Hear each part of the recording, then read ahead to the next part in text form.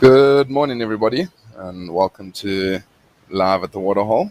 My name's Chad Hobson, and I'm going to be your naturalist for the morning. I do hope everybody's having a fantastic Sunday morning so far, and hopefully it's only going to get better from here. I do hope everybody has had a great weekend so far, and wherever you might be watching from, I hope you will enjoy the next little while with us here at Live at the Waterhole. Also, just a reminder that this is a live and interactive show, so please do send through your questions and comments to us. If you would like to subscribe, you can do so on our website. Or if you'd just like to join the conversation, you can do so on X using the hashtag WildEarth.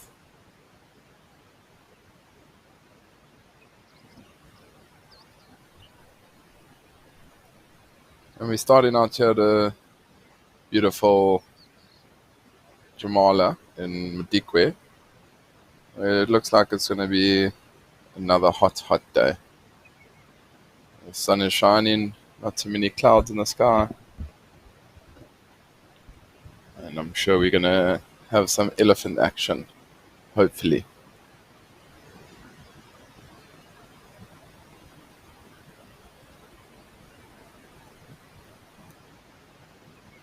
And in saying that it's a hot day here at Madikwe, why don't we take a look at all the other different locations and the weather we have today?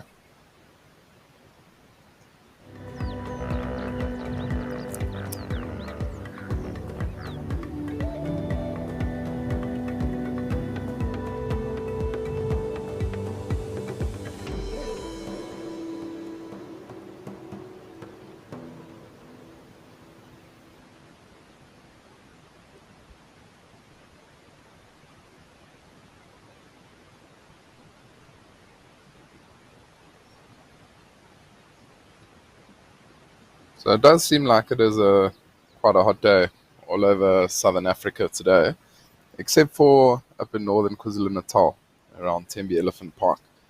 Seems like it's quite overcast, only 18 degrees Celsius. So later on when we do cross there, you never know what's going to be down at the Waterhole.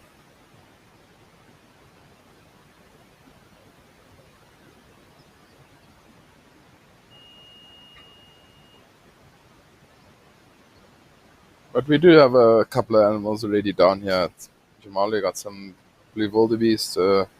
Looks like a bachelor herd of impalas, some zebra, and then there's a elephant bull, just the left part of the screen under that beautiful big tree there, just resting in the shade.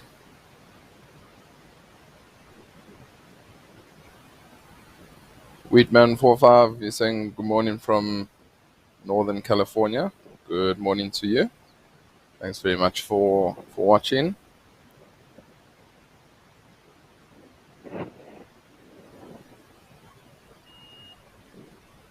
Avery Rivers Joe, you saying good morning from Florida. Good morning to you, all from far away in the US. Thanks very much for joining us.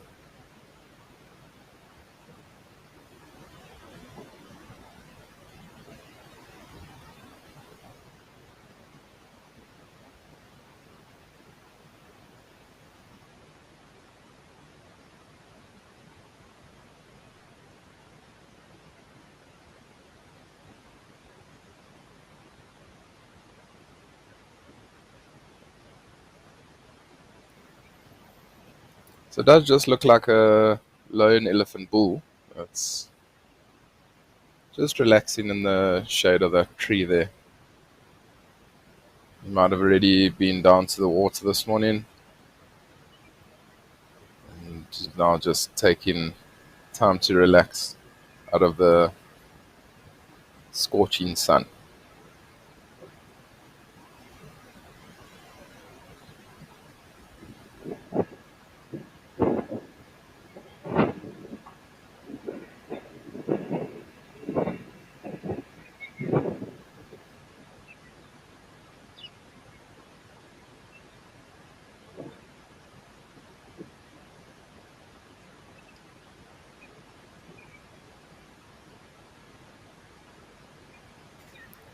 It does also seem to be a little bit of a breeze here in Madikwe, so I'm sure that's also going to be cooling the animals down a little bit.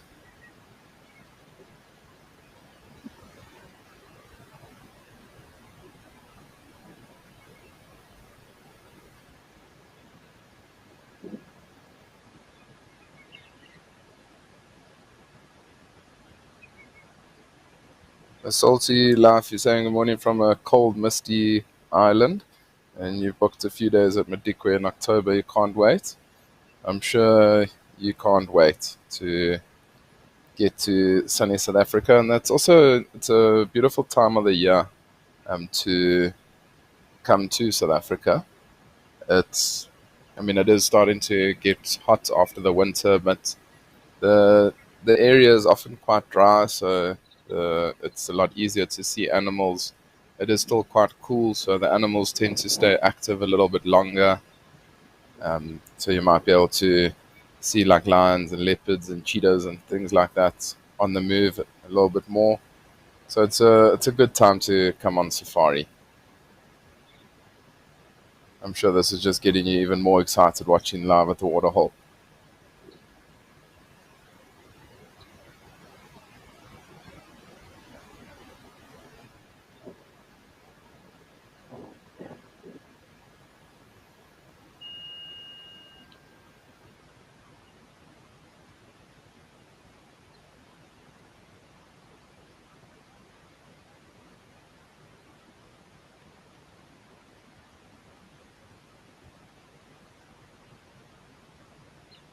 So I think let's leave Jamala for now. Let's head to Ukuguyo and see what's happening.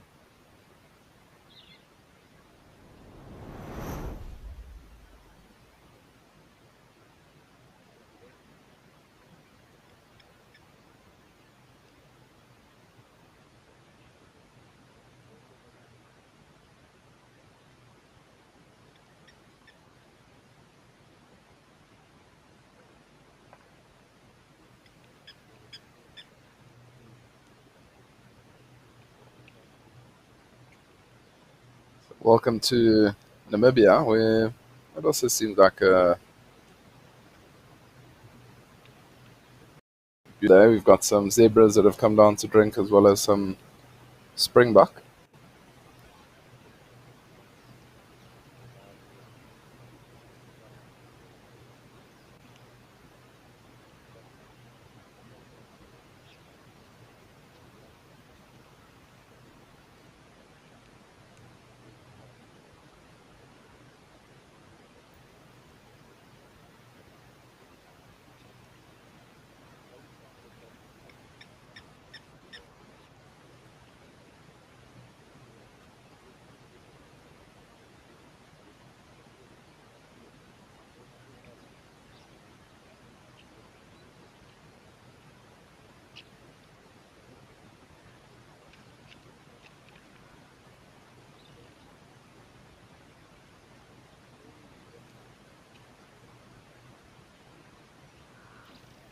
It's also quite incredible how over the last little while this area's, I mean, hasn't completely changed, but you can see quite a lot of green coming through. And I think that's also what's maybe bringing the animals down more towards this waterhole, is that there is quite a lot of grass coverage around compared to what's normally been around.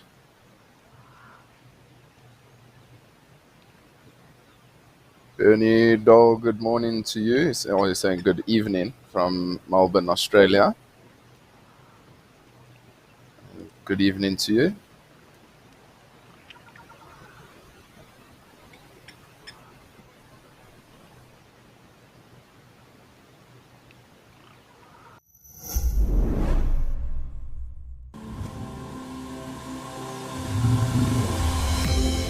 This is On Safari. Now remember, this is live and interactive, so we'd love to hear from you. To be having these incredible experiences in this wild underwater forest. It was just one of those things which I don't think I'll ever see again in my life. Thanks for joining us on our Sunrise Safari.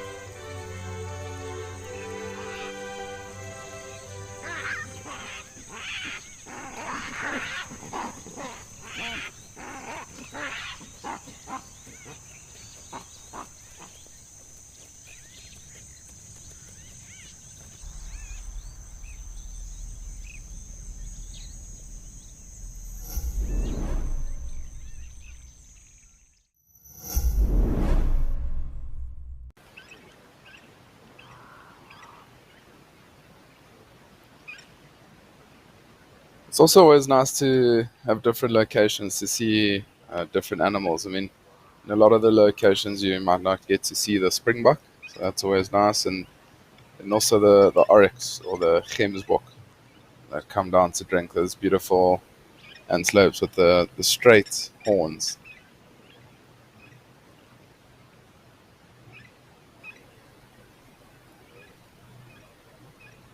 And I think you do get springbok in Madikwe, but I think maybe only up in the northern parts, if I'm not mistaken.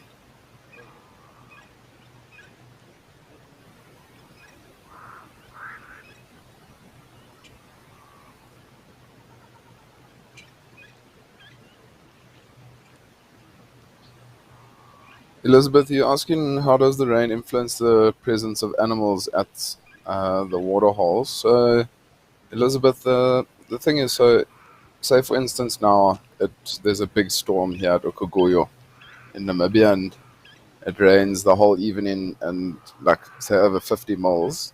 There'll be different areas throughout the reserve that is like a natural um, rain like catcher, if that makes sense. So like a natural little pan system.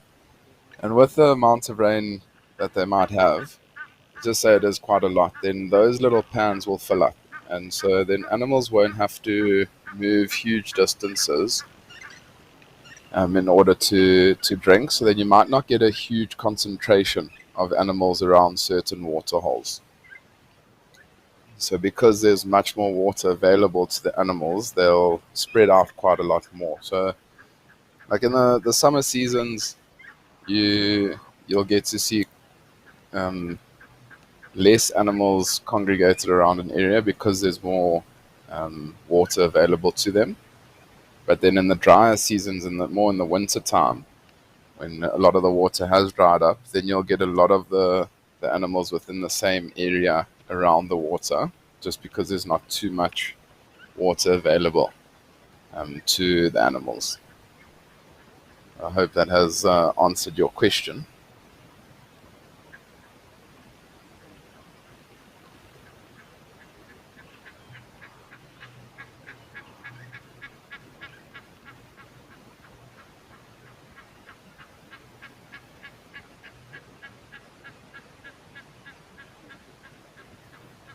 You can always hear those Egyptian geese.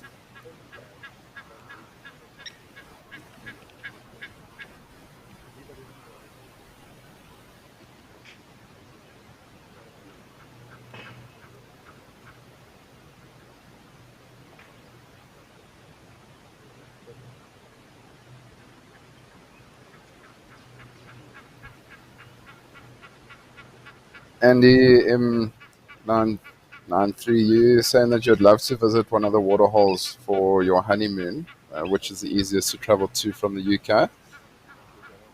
So, Andy, the thing is, I mean, from the UK, from Heathrow, you can fly direct to Johannesburg. And then from Johannesburg, you can catch a direct flight pretty much anywhere. But I would say the two easiest would be to probably fly straight from Johannesburg to Madikwe. Um, that's probably the easiest. And then what will happen is the ranger will then pick you up at the private airstrip at Madikwe, straight to the lodge. So there you won't have to do any travel by car or anything like that. But if you were like wanting to go somewhere up in the Kruger area, so like around the Juma to the Sabi Sands, um, then you would have to fly to Johannesburg, and then from Johannesburg you can then fly direct to Skukuza, and then a ranger would pick you up there to go to one of those lodges within the Sabi Sands area. Or if you did want to go also to like somewhere around the Timbavati, so like around King's Camp or Rosie's Pan, that area, you would fly Johannesburg, and then from Johannesburg you'd go to Hoedspruit Airport, and then it's a short little drive into the Timbavati. So there are lots of options, and I mean, I know you would obviously love to see one of the water holes that you've been watching from home. But there are lots and lots of different game reserves that you can go and stay at, or lodges that you can go and stay at. So do quite extensive research, and then you can make your final decision. And if you get a travel planner or get hold of somebody that can help you out, that's got expert knowledge in this field, you can tell them exactly what you want, and they'll find the best destination for you for that honeymoon.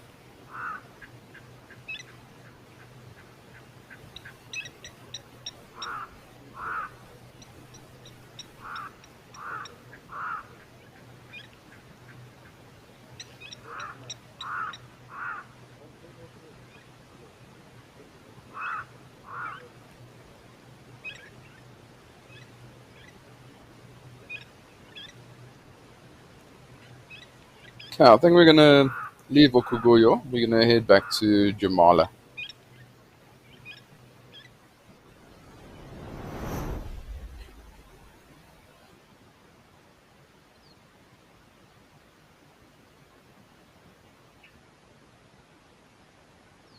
Looks like the elephant bull that was standing by the trees now come down to the water to have a drink.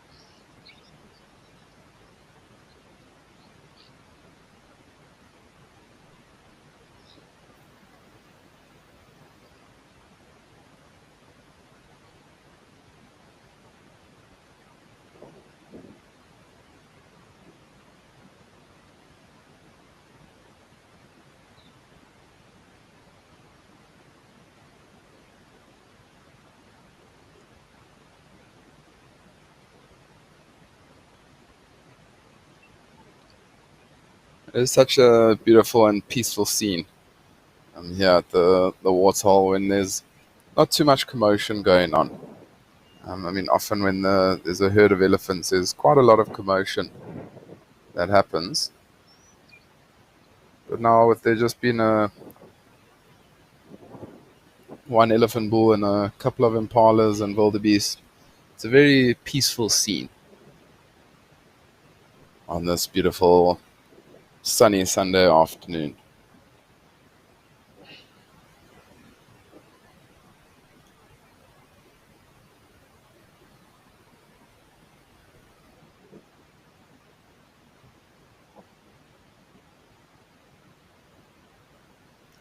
You can see one or two of the Egyptian geese goslings that are swimming around. And that's a good sign to see that they're still around. You can see there's one there just to the left of the elephant now. There's another one heading towards the big rock. So that's 3 that I've counted so far. We're looking for 5.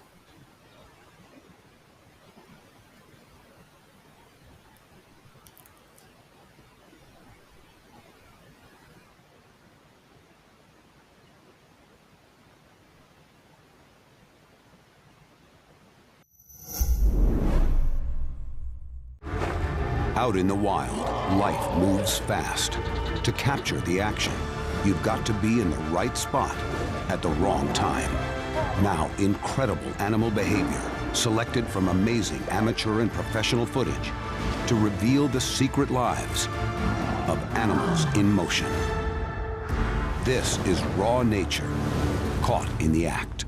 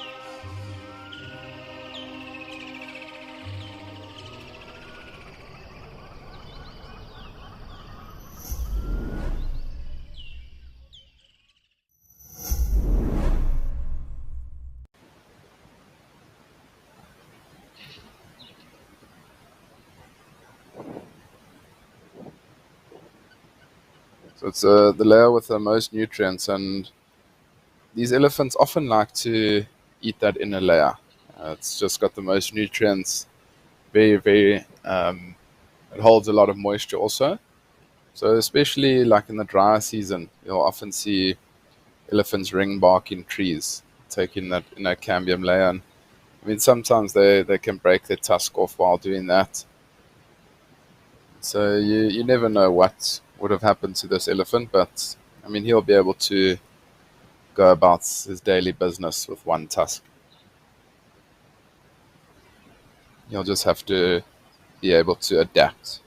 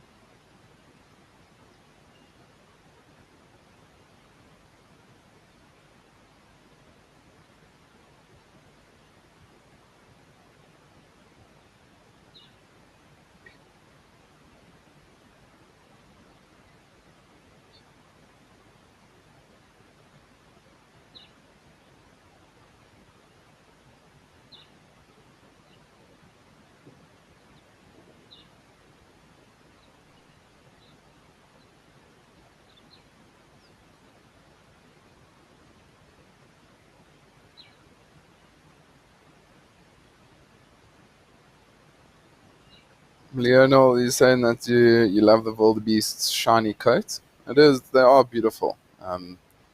Often, like when the sun shines on the wildebeest, it's got that nice like sheen to it. And a lot of people ask you, well, why are they called blue wildebeest? And if the sun hits them in the right spot, then it can often look like they're actually shining like a dull bluish color. And so I think that's where they then get their name from. And it's also like almost like they've got stripes. Some dark stripes, some light stripes. You don't often see those stripes unless the sun is shining on them.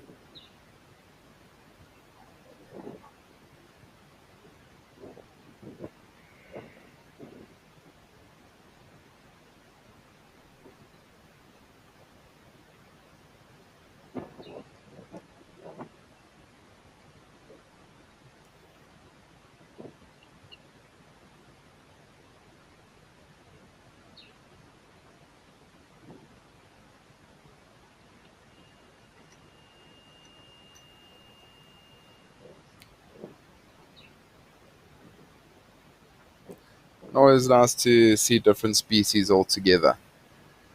The elephant, wildebeest, zebra, impala, all sharing one little area. You can see these zebras and wildebeest probably going to move out of the way if this elephant does start to walk towards them. But I mean, who wouldn't?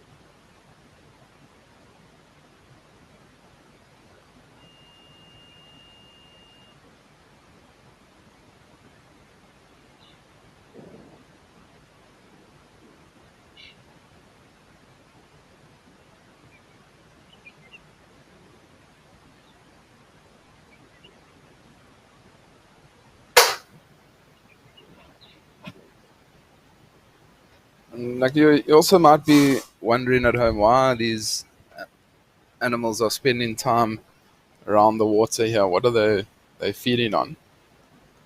And I just think it's quite tough for us to see, but I'm sure there's some nice short um, grass shoots that are coming up after a small little bit of rain, and that's what these animals might be feeding on.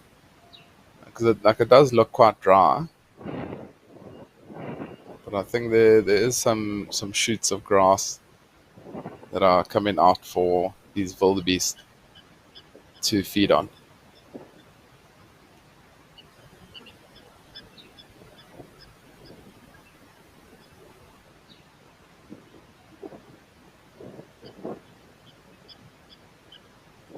So there's quite a lot of dung there, so you can imagine it's almost like a little bit of compost, maybe that's compacted and nice fresh grass is growing out of it.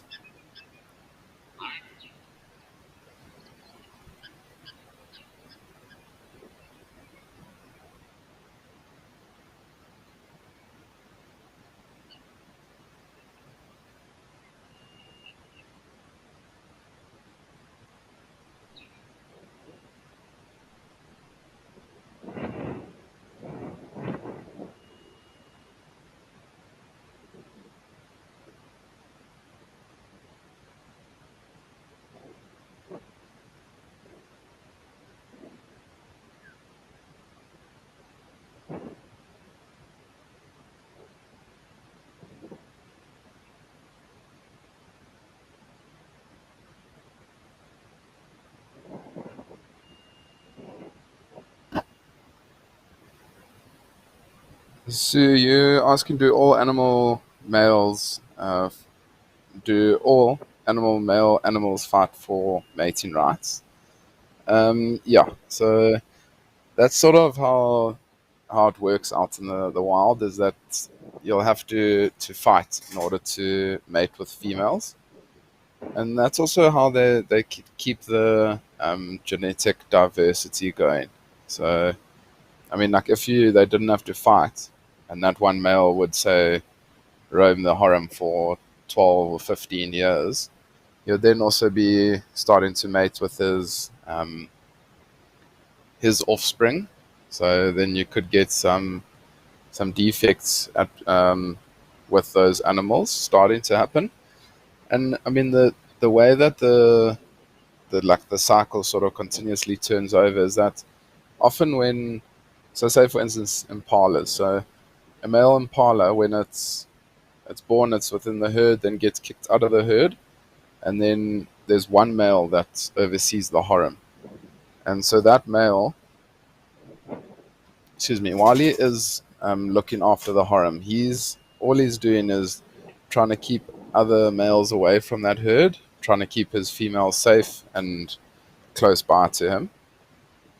But when they're in a bachelor herd, what they're doing is literally all they're doing is trying to feed and drink as much as possible in order to get as strong as possible. And so when males are in a bachelor herd, they tend to get strong quite quickly, whereas a male within a herd gets weak quite quickly because they're not getting all the nutrients and things like that that the ones in the bachelor herd are. And so then a male from the bachelor herd will go into the harem, fight that male because he's been eating a lot more, drinking a lot more, is much stronger, then kick him out. And so that's how like the constant cycle of the change in genetics within different herds does happen. So I mean, nature is pretty amazing in how it just keeps things rolling.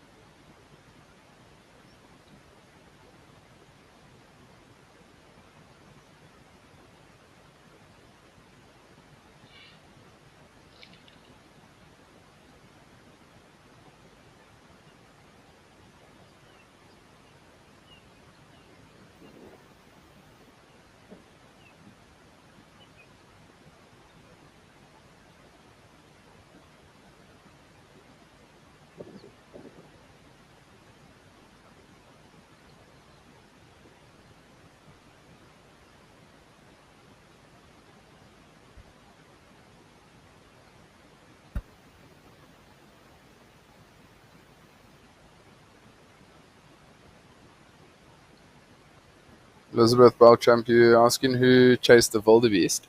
I think the wildebeest just might have moved off when the elephant moved around the waterhole. I don't necessarily think that they were chased off.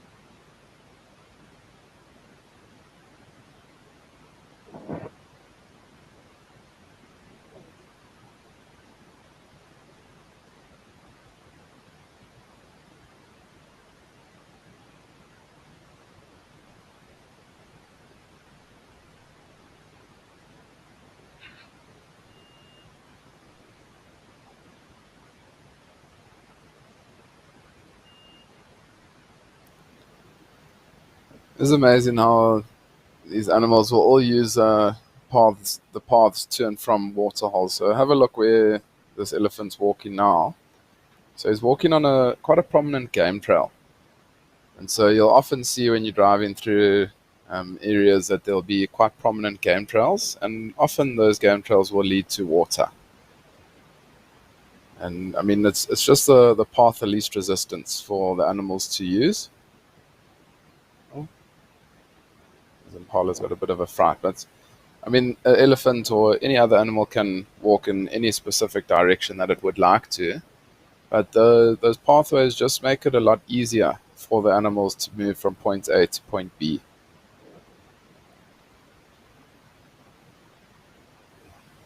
So if you are ever doing bushwalks and things like that, and you are using game trails, you need to be quite cautious, because if you don't know the area, you don't know what's coming up ahead. There could be a waterhole, there could be animals that are leaving the waterhole, and so you've just got to be very aware. Whenever you're out on foot in the bush, you have to be very, very cautious.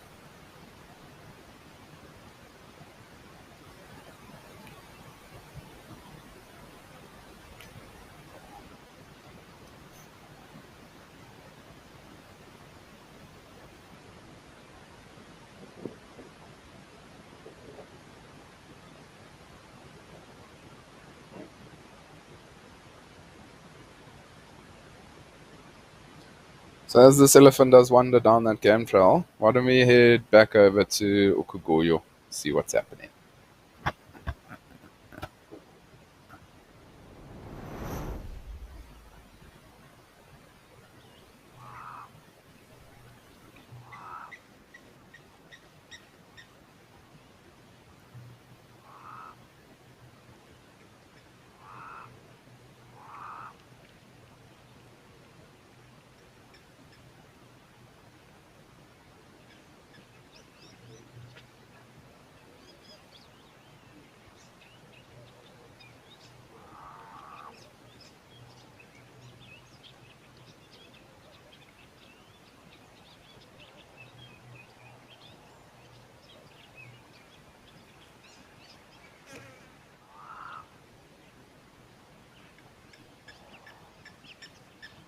We're back at the beautiful Ukugoyo. It's it's quite incredible. It's like I want to say the vibe almost changes from Jamala to this area. It's quite a lot more noises that we hear around this area.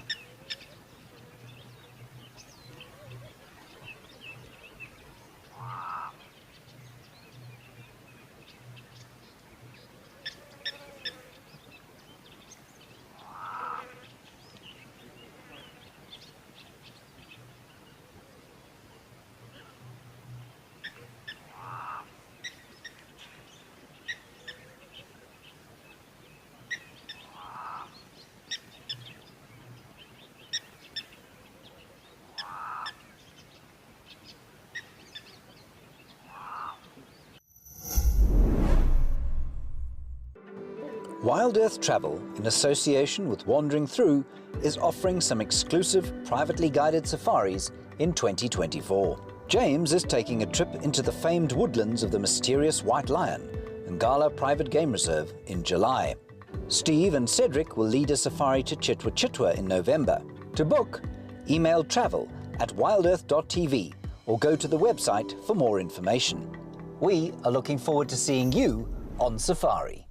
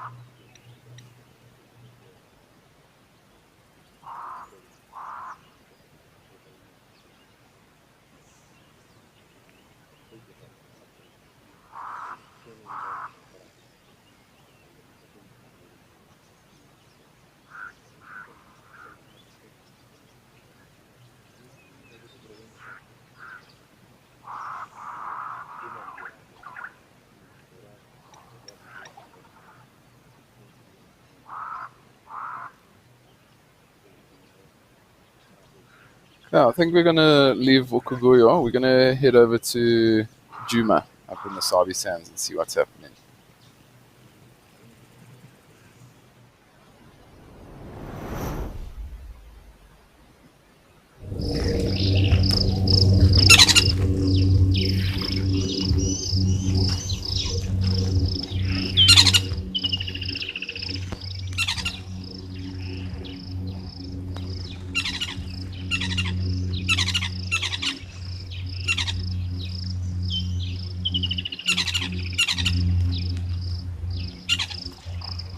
So welcome to Juma up in the Sabi Sands in Kruger National Park, where we just came to have a look, see what's happening. I'm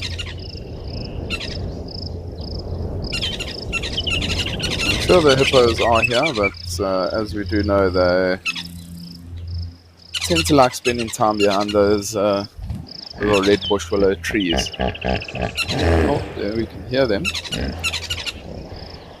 And you can see there's quite a lot of movement behind the trees. But that's where they'll most likely be.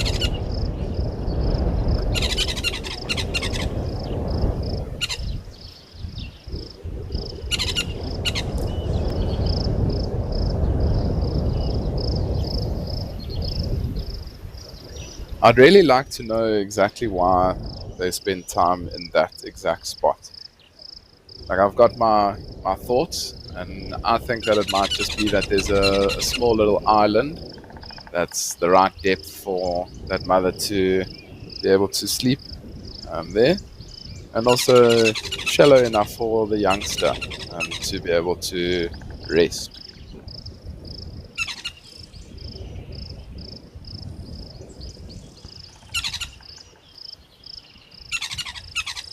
Sarah, you're saying you think one of the best things about the show is the sounds you can hear at the different locations.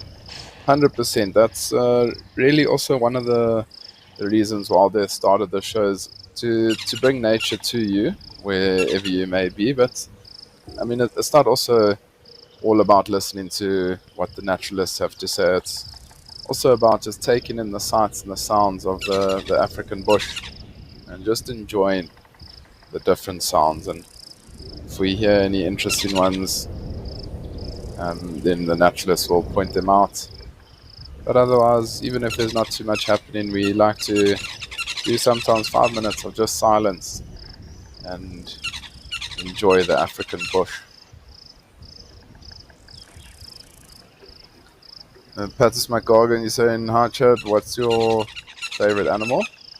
I would have to say leopard and wild dogs. Those two would be my favorite to see out on safari. I have been fortunate enough to spend quite a lot of time with leopards and wild dogs in the last place that I did work, not too far away from Juma. And I was definitely in my element and spending a lot of time with those animals and watching their behaviors and spending time with different leopards, watching it, like the behavior between two different leopards and how they differ. So I really did enjoy that.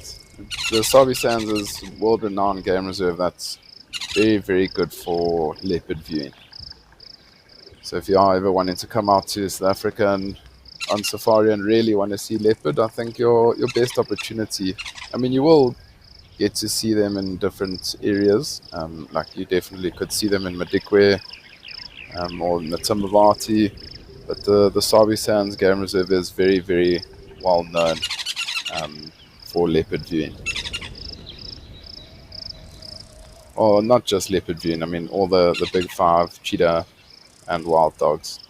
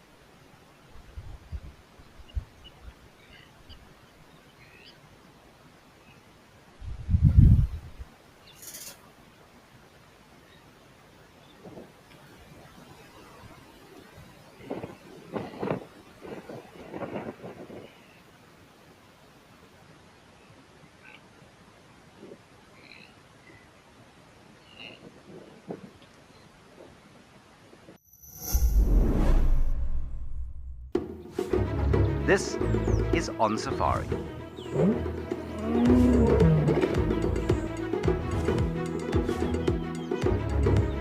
In this particular case, it looks like he's made a coalition with his sons. I'm sure this afternoon is going to be a fantastic drive, as always. Now remember, this is live and interactive, so we'd love to hear from you.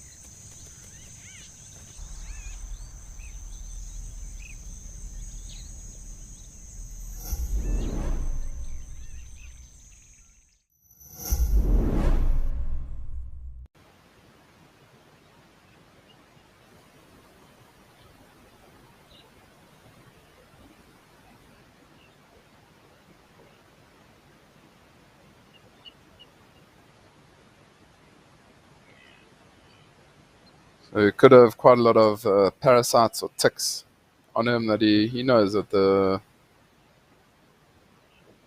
red-billed oxpeckers are going to be taking off those ticks that might be annoying him. And that's also why he might have come down to the water to wallow. They'll often wallow, and then what they'll do is they'll wait for that mud to dry, and then they'll go up to any tree or fallen over log or rock or something like that that they can then rub up against and try and get rid of all those ticks. So, I mean, I can only imagine that there's quite a lot of them that it can start to be a little bit annoying for the warthog or any other animal, in fact.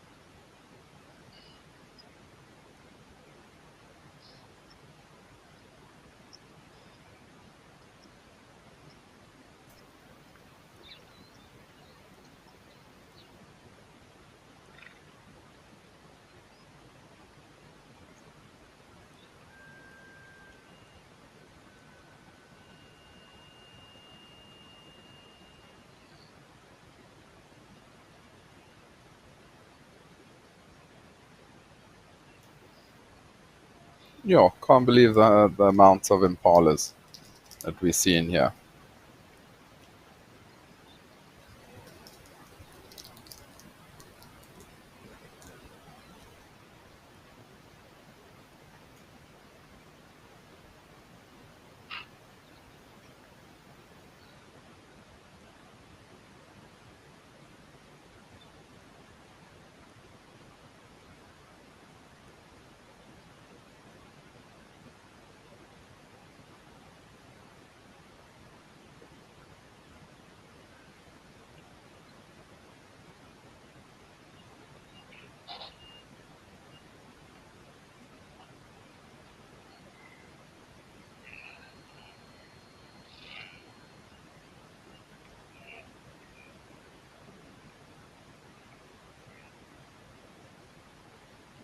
That zebra really seems to be enjoying a little dust bath.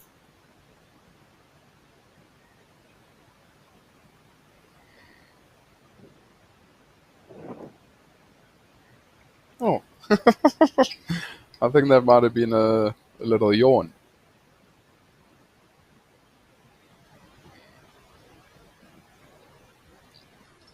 But that's what Sundays are for, relaxation. So, zebra, you're more than welcome to, if you do feel safe enough, to have a little nap.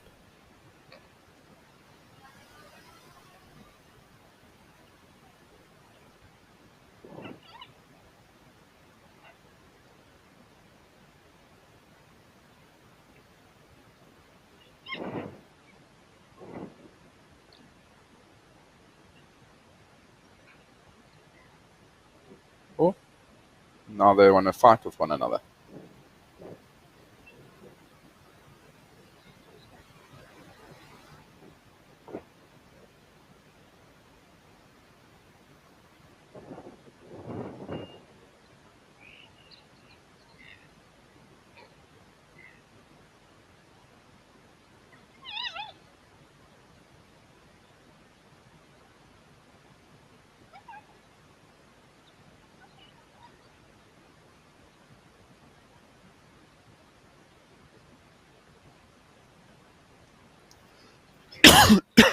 Excuse me.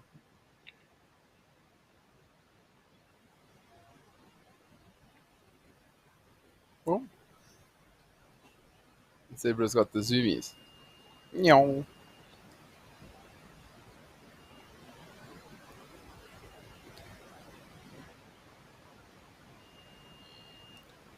That's a Smogog, you're saying how good that so many impalas could drink without the elephants there. It is nice for those impalas. I don't think the zebras are chasing the impalas. I think the zebras are chasing one another, but it looks like they're chasing the impalas.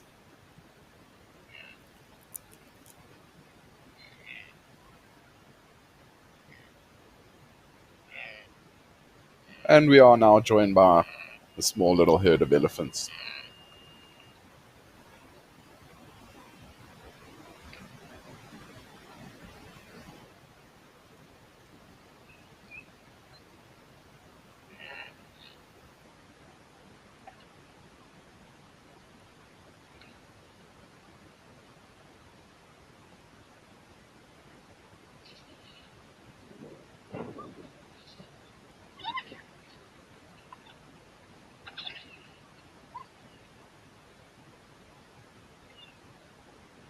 A small little family group.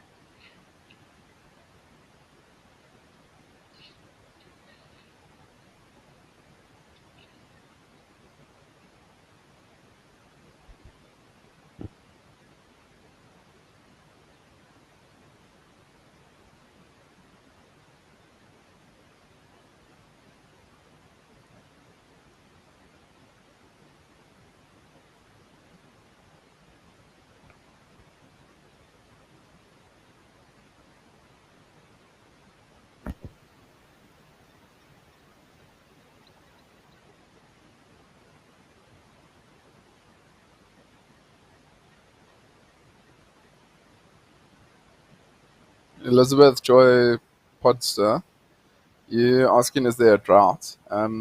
No, so there isn't a drought. There was a drought a while back up in this area around Madikwe, but they have had some rain, so they're not going through a drought currently. Um, if there was a severe drought, you would literally see no water around, and like all the trees would be pretty much bare. There wouldn't be like any greenery or anything like that. So, I mean, to be honest, this area is looking pretty good currently. The reason that you might be asking if there is a drought, often areas in arid regions where there's water holes, often the area right around that water hole is quite barren. Just because a lot of the time animals are spending quite a lot of time in and around that area for water, and so they tend to feed as they're coming to the water or away from the water, and that's also a reason that there might be quite barren land. But also you can think about all the movement of animals coming to and from different water, like different directions to the water. I mean, walking over the grass constantly, it can often like kill the grass, and so that's why it does look quite barren where we are at the moment.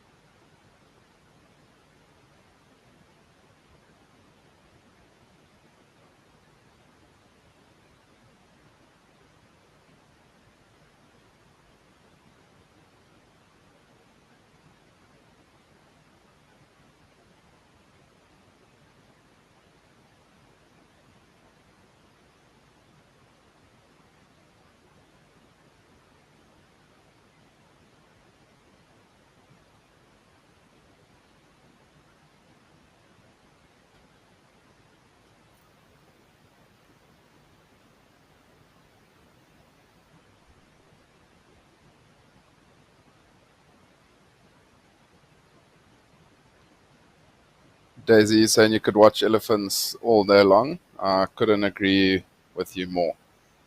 Elephants are incredible animals to watch on safari, and I could spend all day with them as well.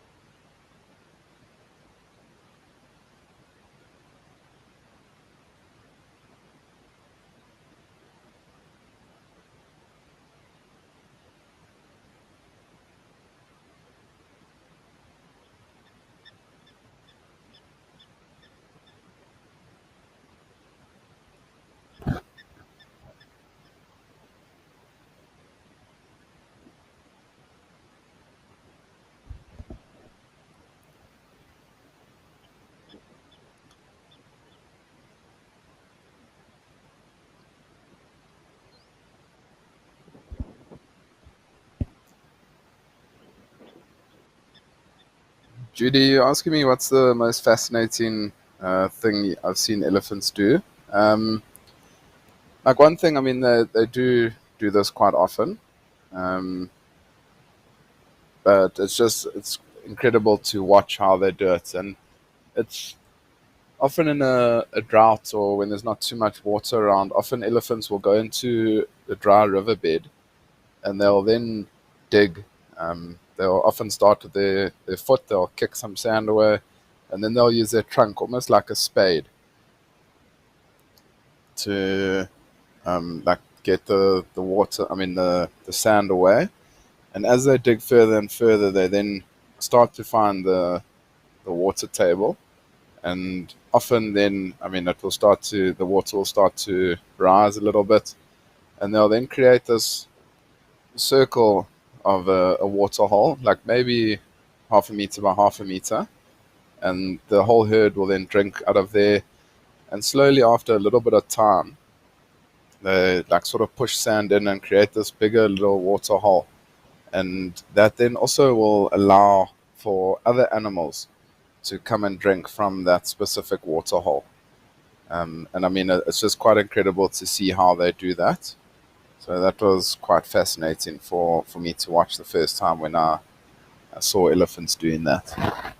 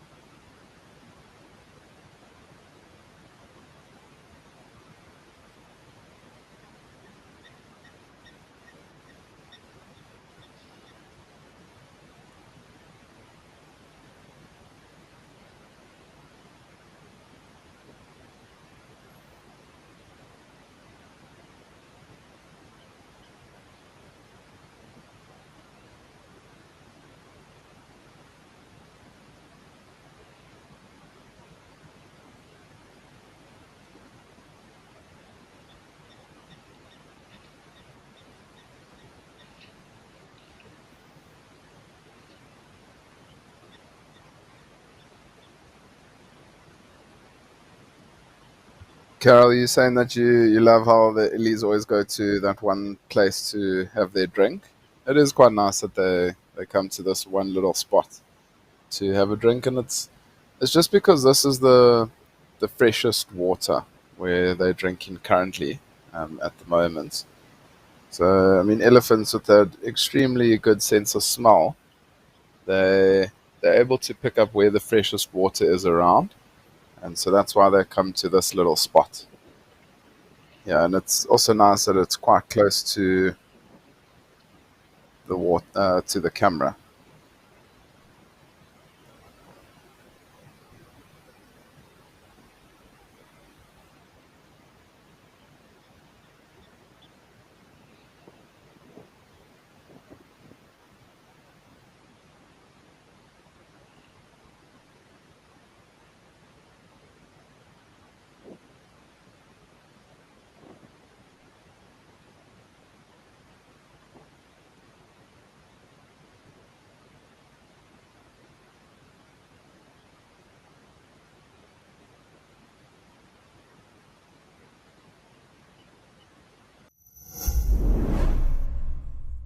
Our march to freedom is irreversible. We raise our hands and we say, we will be free! Great mass of South Africans deny their humanity.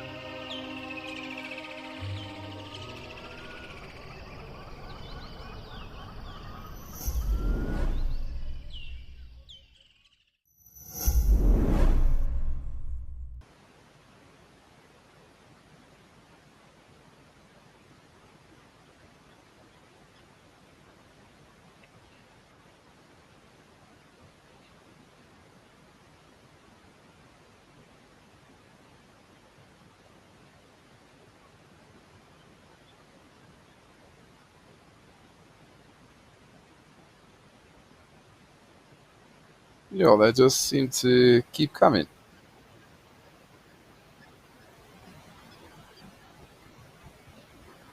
We've had the whole population of impalas come down, and now the whole population of zebras is coming to join us.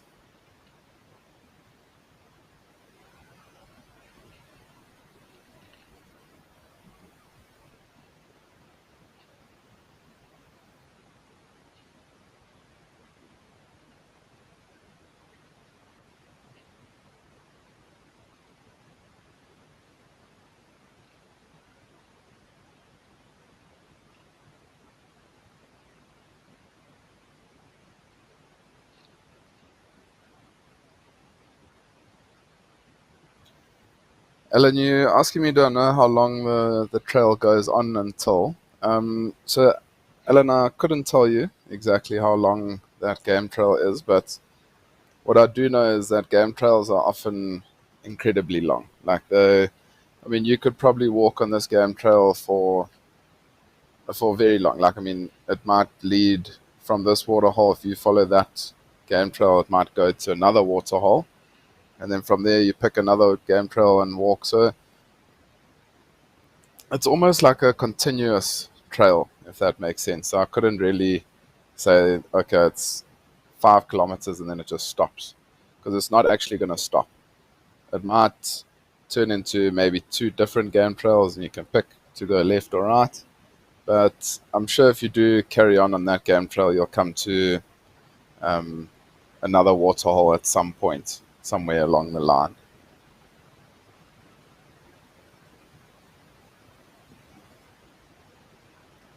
But like often, if you are working in a reserve with trackers, and like a tracker's walking, say a leopard, he's tracking a leopard on foot, and you can see that the leopard tracks are on a specific game trail, because they've been there for 25 or 30 years, they know exactly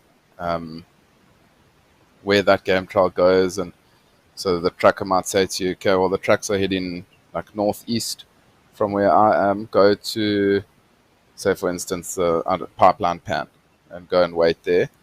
And like you'll go and you'll drive there and you'll sit and you'll wait, and the guest will be like, why are you coming here?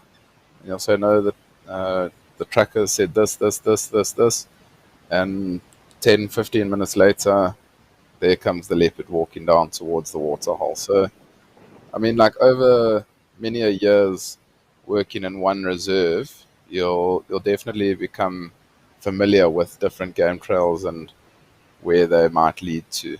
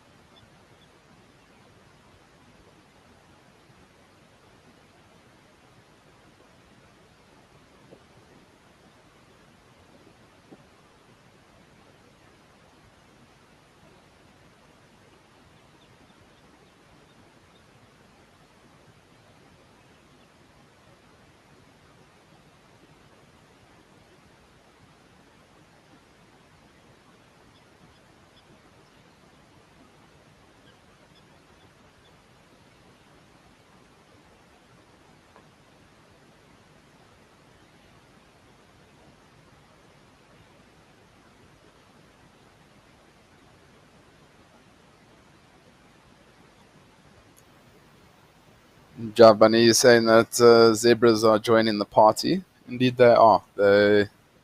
They got the call for the Sunday Fun Day, and they've just arrived.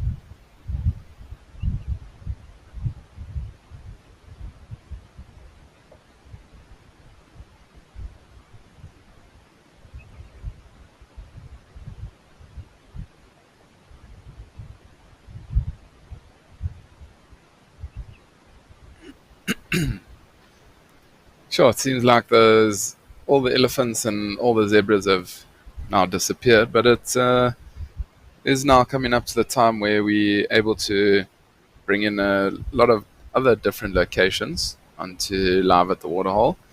So just once again, thanks very much to Africams for allowing us access to those beautiful locations all throughout Southern and East Africa. We do appreciate that.